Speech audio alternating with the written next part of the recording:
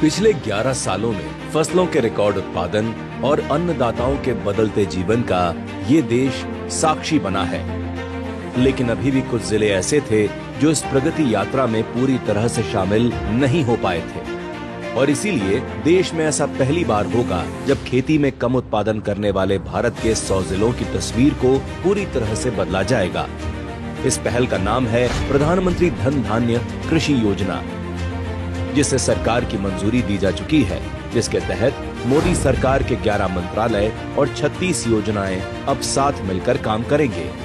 ये योजना अगले 6 सालों के लिए लागू की गई है, जिस पर हर साल करीब 24,000 करोड़ रुपए खर्च किए जाएंगे और लगभग 1.7 करोड़ अन्नदाताओं को इसका लाभ मिलेगा।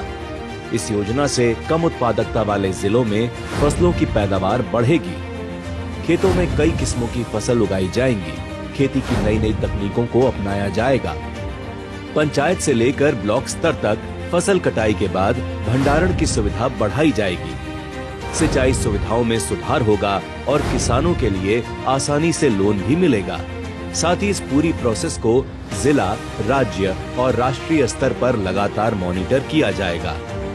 एक तरफ जहां किसान सम्मान निधि और फसल बीमा जैसी योजनाओं ने करोड़ों अन्नदाताओं की चिंताएं समाप्त की हैं, तो वहीं ये कदम आखिरी छोर पर खड़े किसान को भी मुख्य धारा में शामिल करने जा रहा है। गरीब कल्याण योजना हो या आयुष्मान योजना, स्वनिधि स्वामित्व योजना हो या जन धन योजना, मोदी सरकार की हर योजना ने जमीनी स्तर पर बदलाव किया है और आज अंत्योदय की इस कड़ी में प्रधानमंत्री धन धान्य कृषि योजना एक और नया अध्याय जोड़ने जा रही है, ताकि विकसित भारत की यात्रा में कोई पीछे न छूटने पाए।